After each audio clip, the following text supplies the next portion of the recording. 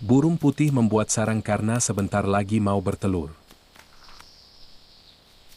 Lalu kemudian telurnya reatak dan menjadi anak burung yang lucu, dan ibu burung sangat gembira sambil memeluknya. Setelah itu ibu burung mencari makanan ulat kecil untuk anak-anaknya.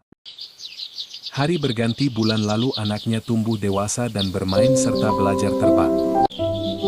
Setelah anak-anak burung bisa terbang, lalu ibu burung terbang ke langit dan anaknya ikut terbang. Dan lalu kehujanan dan ibu burung cari tempat teduh hingga tiba-tiba muncul ular hingga ibu burung jatuh tak bernyawa.